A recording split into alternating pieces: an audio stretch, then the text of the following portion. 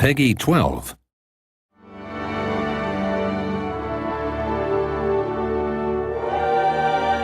Welcome to the Spain and Inca Civilization DLC pack for Sid Meier's Civilization 5. In this walkthrough, we'll show you two of the new civilizations in this expansion and give you a sneak peek at a new scenario, Conquest of the New World.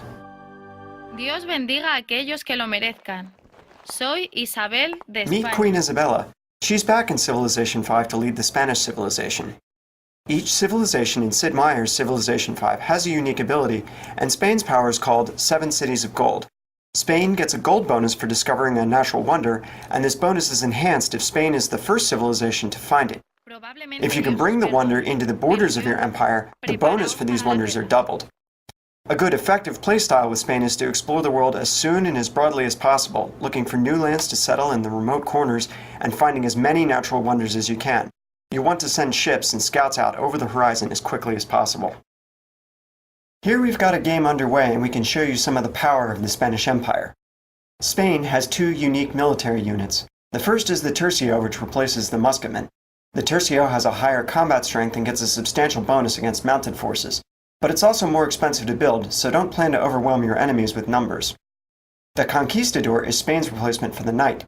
This unit is a strong scout for exploring new lands, and like all other mounted units, it has excellent speed. But its cool power is that it can settle new cities on a different continent than the one where the capital resides. So, if Spain is a broad and expansive empire, then the Incan civilization is a neat contrast, and we'll take a look at them now. Here's mighty Pachacuti, the Earthshaker. The Incans are a civilization that excels at creating impenetrable mountain enclaves. The Great Andean Road ability lets their units ignore terrain costs when moving into any tile with a hill. Also, they don't pay any maintenance costs for improvements in hills, and their tile improvements elsewhere only cost half as much.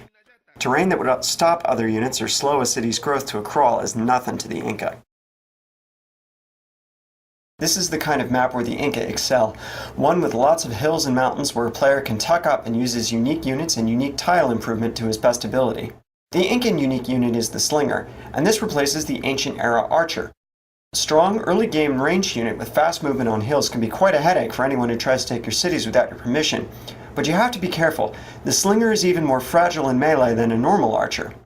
If enemies do close with it, it does have a promotion that gives it a chance to escape before the melee attack can occur, so you can run away and fight another day. The Incans also get a unique tile improvement, the Terrace Farm. A terrace farm yields a food just like a regular farm, but it also gets extra food from each nearby mountain tile. This means your farms built near mountains can be almost as productive as farms built on the most fertile river valley tiles in the game. Your cities will grow faster than any other civilizations would be able to in this kind of terrain. And if you tuck up a terrace farm surrounded by mountains, it can produce a really huge amount of food. And it looks very cool too.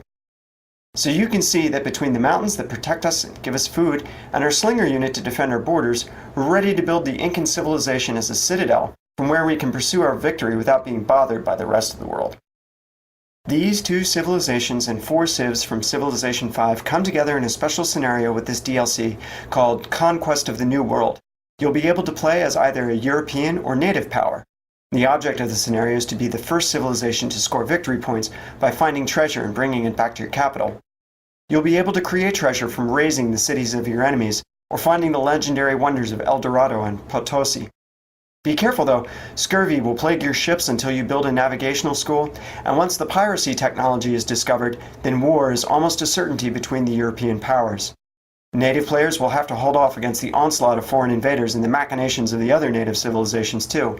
And while all this goes on, time is ticking. You've only got 100 turns to win the scenario. Thanks for taking a look at the Spain and Inca DLC walkthrough for Sid Meier's Civilization 5. Good luck leading these civilizations on an epic journey to stand the test of time.